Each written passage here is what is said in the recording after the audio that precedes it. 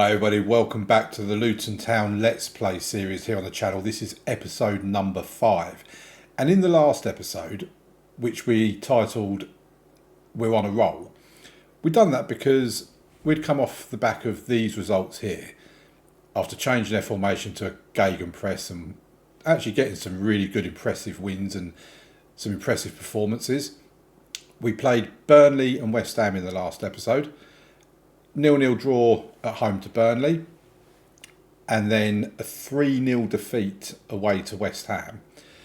And since then, I've played a few games, and our form has been atrocious. It really has. I mean, even Maidenhead of the National League, okay, it was a little bit of a rotated team, but we scraped a 2-1 win in the third round of the FA Cup against Maidenhead. We then went out to West Ham after losing 2-1 to them, and in between that, we had Premier League games where we've not won a league game in what feels like a long time. I think it's something like 8 games. And I've had notifications come through in the inbox that the fans are frustrated with me because I'm not changing my formation. I'm sticking with the current formation. I mean, bearing in mind, we changed the formation not that long. I think it was after the Wolves, or during the Wolves game, we changed that formation. So we've been playing it for it was around this time that it happened. So it's not like we've been playing it for an excessive amount of time. So we have changed the formation. I'll get into that shortly, and the tactic. Now, when we go through these games, there's been some really frustrating, heartbreaking moments. So the Brentford game, a 1-1 draw, and as you can see here, we're obviously the home team. I think a 1-1 draw is probably a fair result, given all that. But Diku goes and gets himself sent off in the 72nd minute. I really thought he was going to end up losing that game. Where have we gone now? It's changed it all up.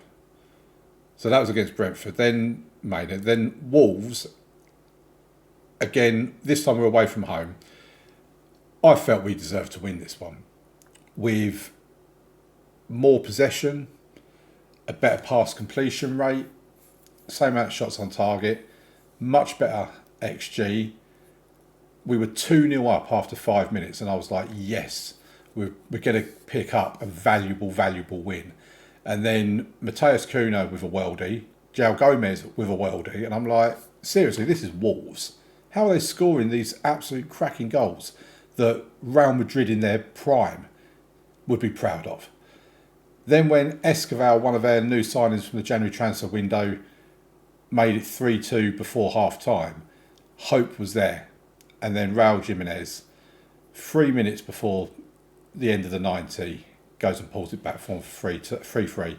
And that was so disheartening. I really was absolutely gutted that we didn't pick up the win in that game. Then we got beaten by West Ham. I mean, of course we did. We always lose to West Ham United. They're the unbeatable masters of the Premier League.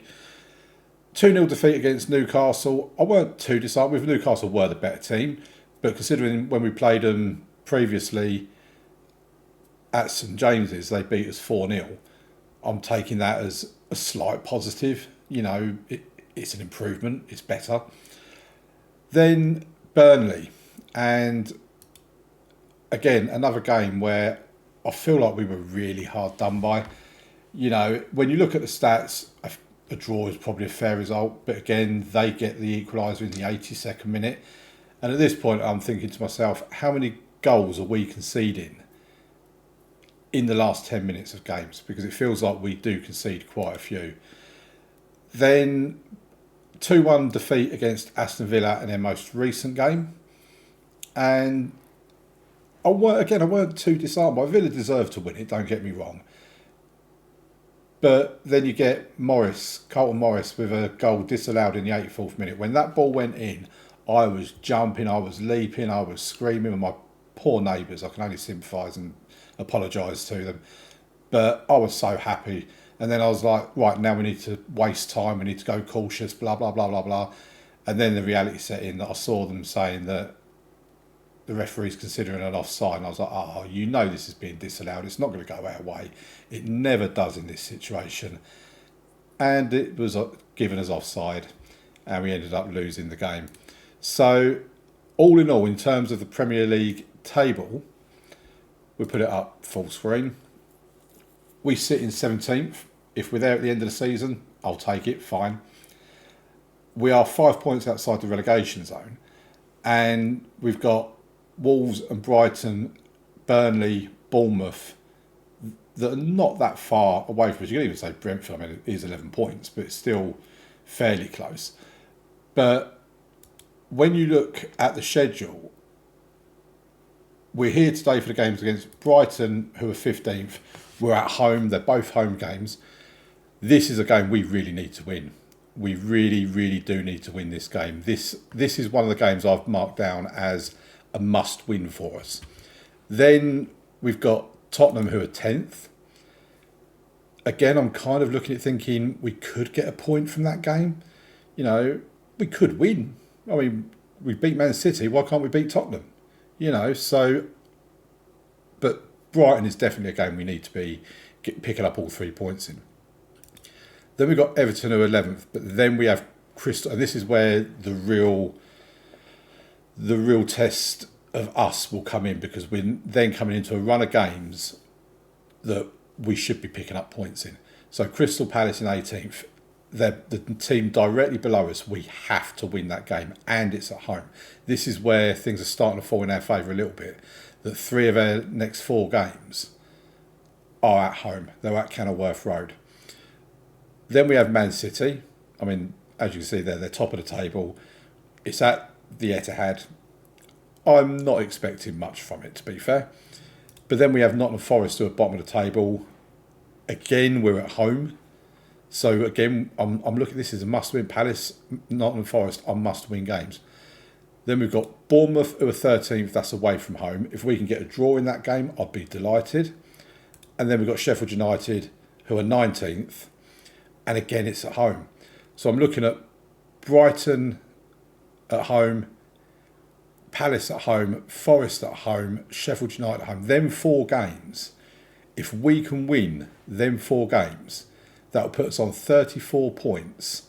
And I think that's going to be enough to keep us up. I really do. Bearing in mind, that would be 12 points we've picked up. And Palace, for example, in 18th, will need to pick up 5-6 points more than us in order to go above us. And we need to get the job done in that time, because then after that we have Man United, who are 4th, Fulham, who are 8th, Arsenal, who are 3rd, Liverpool, who are 2nd, and Chelsea, who are 9th.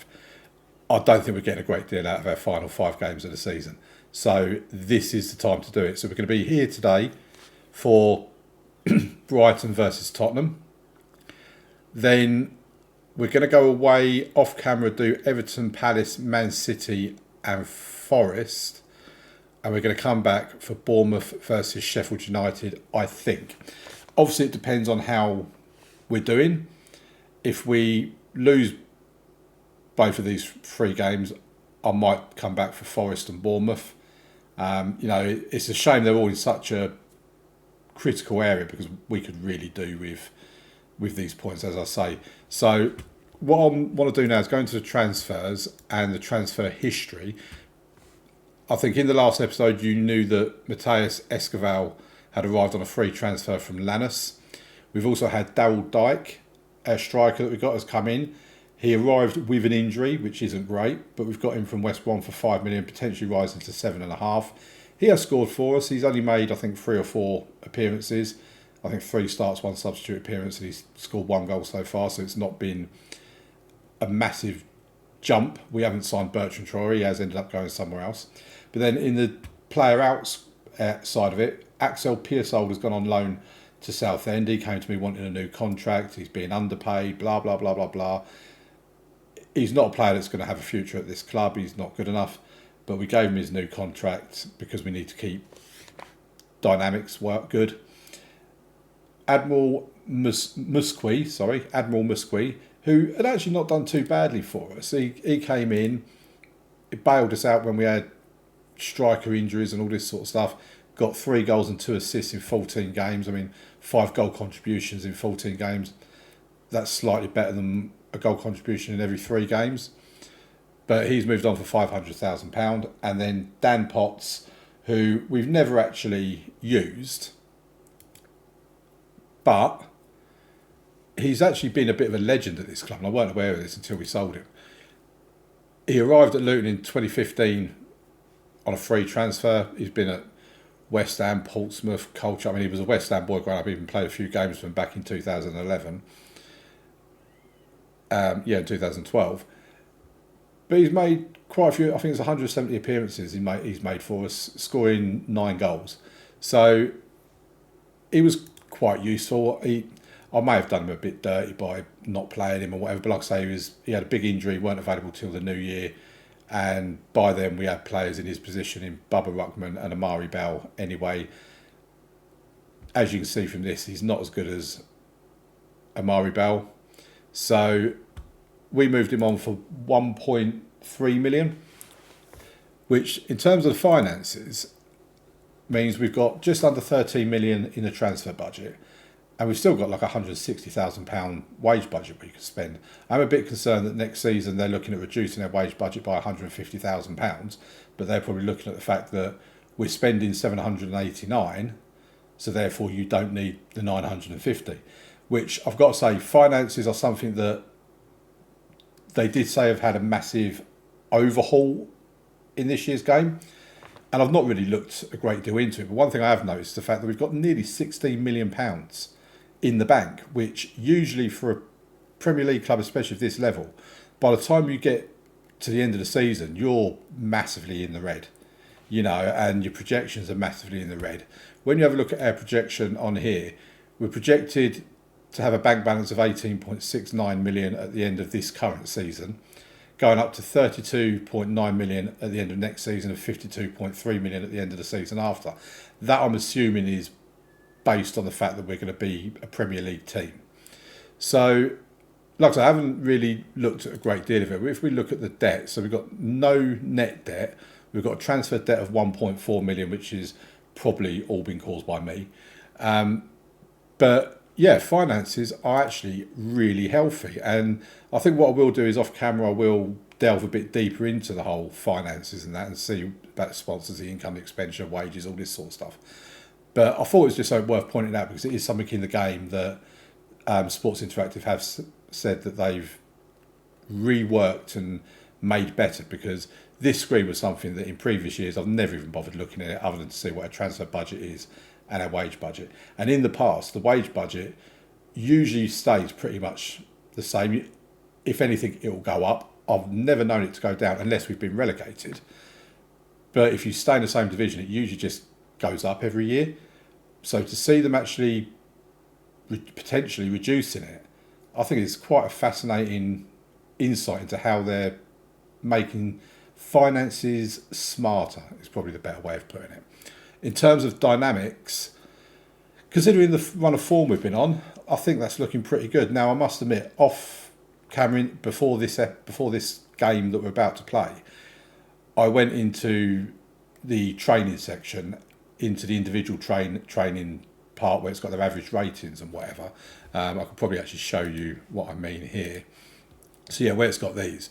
And I just went through from the top down to about whoever had 7.5 at the time, and praised them for their training. And it's obviously had an effect. It's made them, because the club atmosphere was heavily in the red. It was poor club atmosphere, but now it's up to average, and we've lost the game since then. So that is great news. Managerial support is still good, and team cohesion is still average, but getting better. So dynamics has improved since the defeat against Aston Villa, and I'm hoping that improvement in dynamics is reflected in the game against Brighton and it helps us go out and get a win. So if we get into the tactics, so there's been a lot of talking at the beginning of this episode, but I just wanted to bring you guys up to speed. And I'm aware it's been 15 minutes now nearly of me just talking, so thank you for listening. And if you are still here, drop a like on the video, subscribe to the channel, turn notifications on, all that sort of stuff. You'll know when the next episode comes out. I'll give you a clue. It's every day at 6 p.m, Monday to Sunday, every single day without fail. So this is the formation. We're doing a custom wing play on a balanced mentality. We were on the Gegenpress 4-2-4, but we've now changed to this one. We could potentially change between the two, see how we feel. in the game against Aston Villa, I did take Onyeka off and brought Adebayo on. So we had 2 up top, and it was basically a 4-2-4 wing play system. So the team we're going with for today's game is O'Shea in goal, Bell and Cannon as the wing backs, with Diku and Danaya in the centre of defence, Onyeka as a ball winning midfielder on defend, then Leyduni as a box to box midfielder on support, Campbell as a deep lane playmaker on support. We have Jordan Clark, who can play in any of these positions quite fine. This one, he doesn't like it, but he'll do it because he's told to. Pelly Ruddock-Panzu is the latest one to join the injury list. We'll get into the injury list in a second. I'll just go through the rest of the team. Then we've got Escoval as the inside forward on support. Mendes Gomez as the inside forward on attack, with Morris as a target forward on attack. Cannon is on attack and Bell is on support, the opposite instructions to what the person in front of them is on. Talking of the medical centre and our injury history, this is all the injuries we've had this season. It's crazy. I counted them up before I started recording. It's 41 injuries in 7 months this season. That seems ridiculously high. And there is people talking about it within the FM community about the amount of injuries there are. And yeah, Pelly Ruddock-Panzu's got a hip injury. He's out pretty much for the rest of the season. Doubt is out for the rest of the season. And it's not great when you just get this volume of injuries that we're getting. So that's the team we've got. Let's get into the first game of the episode. We'll put yes for the opposition instructions. And this is such a huge game. If we lose or even draw this game, I'm going to have less faith in our ability to survive this season. So we held a team meeting. I mean, look at that. It's terrible. We held a team meeting where I said to them, we've not been getting great results lately, but I have absolute faith in you. Let's turn this around. And they liked it. I hate doing team meetings because they always seem to upset the players, but everyone seemed really pleased with it. Oh, and here's Evan Ferguson. It's over the bar. Thank God for that. I mean, I was looking at buying a goalkeeper in the transfer window as well. In the end, I decided not to, because while he is an improvement on Shea and Walton, I just kind of felt he wasn't enough of an improvement that we'd want to keep him next season. And I thought we'll just stick with what we've got, because I have plans for next season. Oh, the ball's into the box. Oh, Mendes Gomez has hit the post. Yeah, I have plans for next season. Solly March is bringing it away. I was hoping the highlight was going to end there. We win it back and then give it away. Lamptey to Lallana. Here we go. Ferguson. Oh, is it the woodwork or the metalwork? He was offside anyway, I think. And there's straight away another highlight. Shea with a kick. Upfield, goes back to Diku. He gives it to Campbell in the midfield. Finds Cannon overlapping there on the right-hand side. Puts the ball in the box. It's cleared, but only as far as Onyeka. Goes back to Diku. Out to Amari Bell. Oh, Amari Bell's in a promising position, but Sanchez makes the save. So yeah, I'm planning on doing a complete rebuild of this team, even though I think I counted up earlier on that something like 8 of the current 11 are players that I've brought in this season. But yeah, there's a lot of players we want to get rid of, bring in better players. It's definitely a case of bringing in first team players rather than just squad players. The players that are in the team at the moment will become the squad players. So we're approaching half time. We've certainly been the better team, there's no doubt about that. But Brighton had the highlight. Pascal Gross has the free kick. This is looking dangerous. Solly March, it's over the bar, thankfully. I get nervous when balls go in the box because there's been a lot of penalties being given in FM24 that I've seen from balls going in the box, which I've never really seen in the game before. So let's go into the dressing room. I'm proud of everyone's effort so far. We can do this. I think that's fair enough. As you can see, we have definitely been the better team. But the highlights seem to always start with Brighton. There you go, on cue. I told you that that's how you get penalties in this game. Oh dear. And again, we're going to lose a game that we don't deserve to lose. And I even said that I've seen so many of these type of penalties being given in FM24. Any chance we could save it? No, of course not. Pascal Gross has scored. It's 1-0 to Brighton. Oh, this is not good. This is not good. I mean, this new formation's not produced a win for us. There's another corner for Brighton. Solly March will take it. And they've scored another one. Lewis Dunk, of course, has got a goal. It's just the sense of inevitability. It just feels like every game we go into, we know we're going to lose. And it's like, now, what's the point in even changing anything?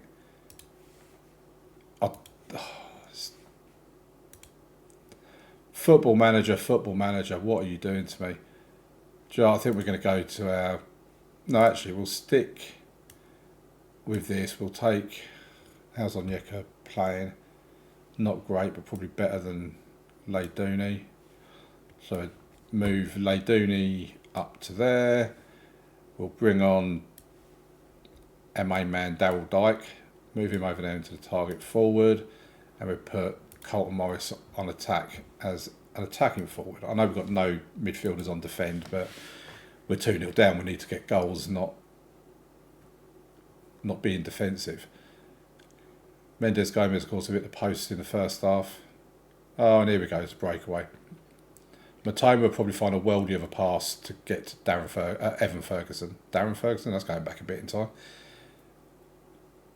Blimey, Shea's actually come out and caught a ball. I didn't even know that he knew how to use his hands, to be honest. Punt upfield, it'll go straight back to Burnley. There you go. Van Heckel to Dunk to Bozelli. Dunk finds Caicedo, who's still at Brighton, obviously, in this save. He's not got a Chelsea like he has in real life. And there's Lallana, and that's 3-0.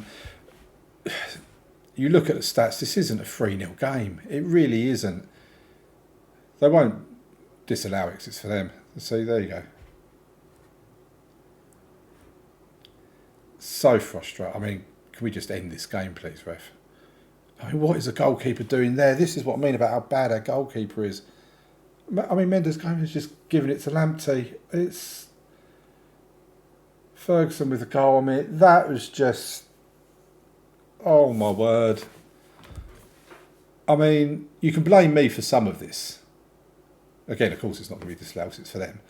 You can blame me for some of this, but I can't be responsible for that. I mean, that's like watching Benny Hill playing football. Well, he's actually made a good save there, to be fair to him, but it's probably an accident. I mean, I probably should make some substitutions. I was just sitting here in complete and utter disbelief, to be quite honest. Reggie Cannon can come off. We'll bring Mads Anderson on for dinner. I mean, I don't really care what substitutions I'm making. We've lost the game, so there you go. And bring Benny on for you as well. Oh, this is... And we're going to lose the next game as well. And then the one after that, and the one after that, and the one after that. And it's so difficult to be positive with this team. Oh, look at that. Again, just give the ball away. And they're going to score again here. Matoma to Ferguson. There you go. 5-0. The amount of goals that you concede as well because you've done a misplaced pass. I mean, Shea, I'm taking him out the next game. He's been absolutely awful. To be fair, we've been awful as a team, and I'm going to thrash my arms. We weren't good enough. I mean, that was just terrible.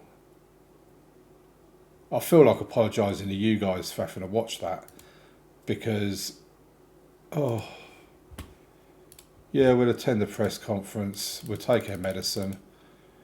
We'll just skip through it all. Thank you very much. Good night. Okay, so I'm going to go and have a cup of coffee or something and try and get myself together again after that atrocity of a performance. And I'll see you back here for the next game of the episode.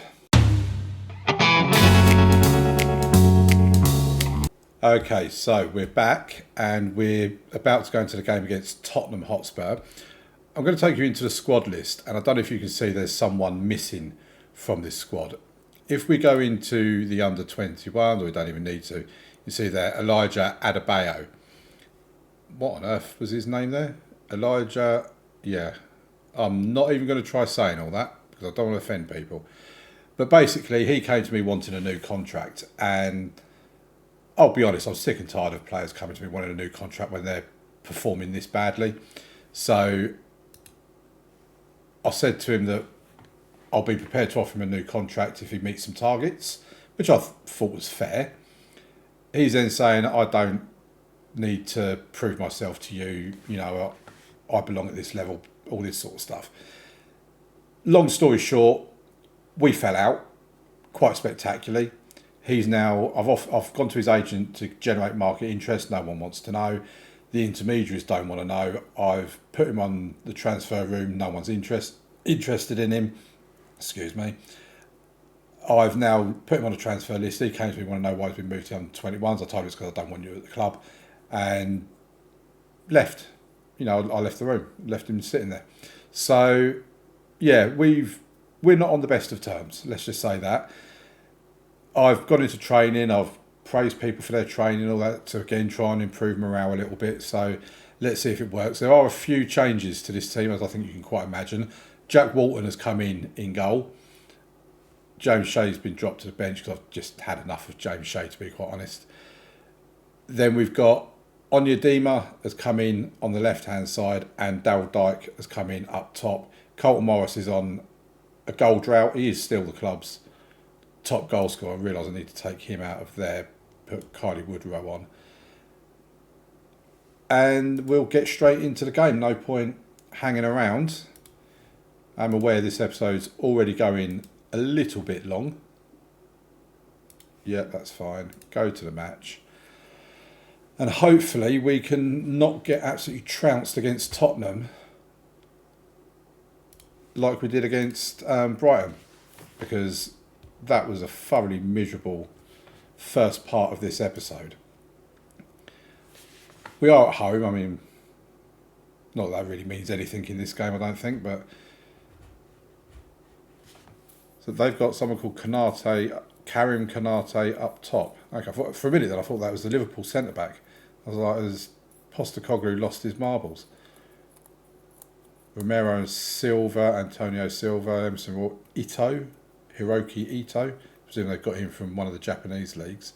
We've not had a shot yet. They have had 3 shots and 1 on target, but there's not been a highlight. I mean, if it stays like this for the rest of the game, I'll be happy. Can we score a set piece? We hardly ever score from set pieces, and we're apparently working on them as well and playing for set pieces.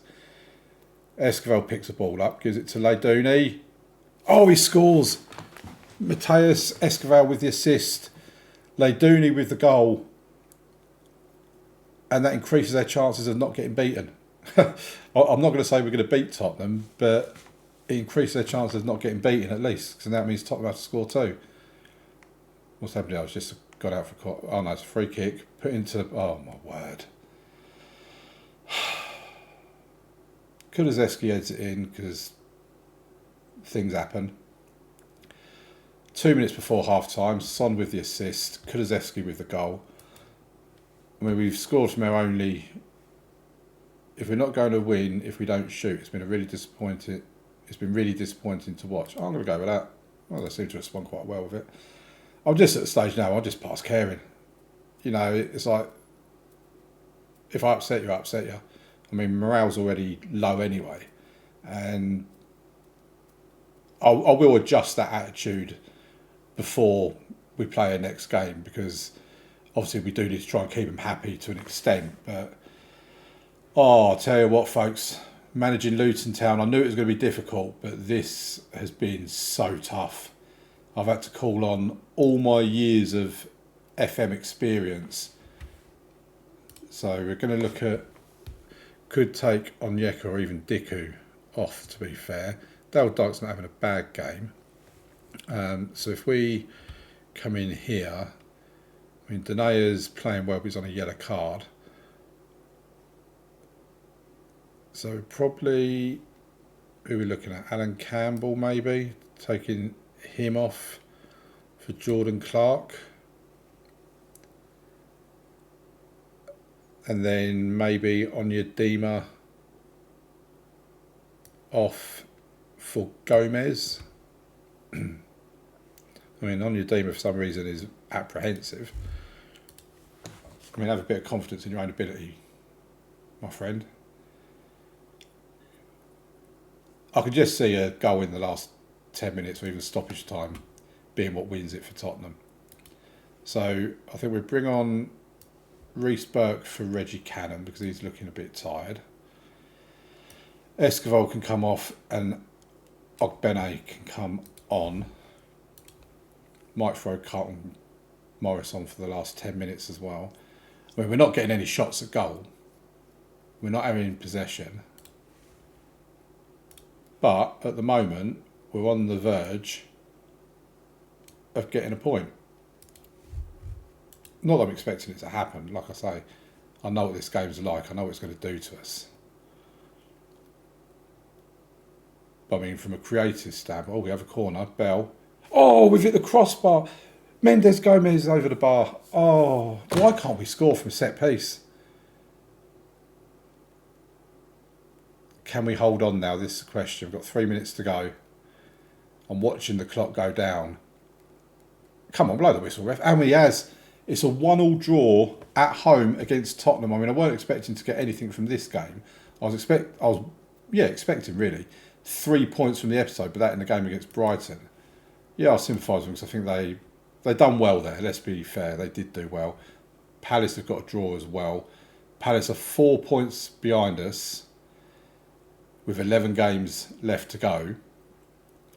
So if we go back to the schedule and look at that, this terrible run still continues. We've 1, 2, 3, 4, 5, 6, 7, 8, 9. We've not won in 10 league games. I mean, this is atrocious.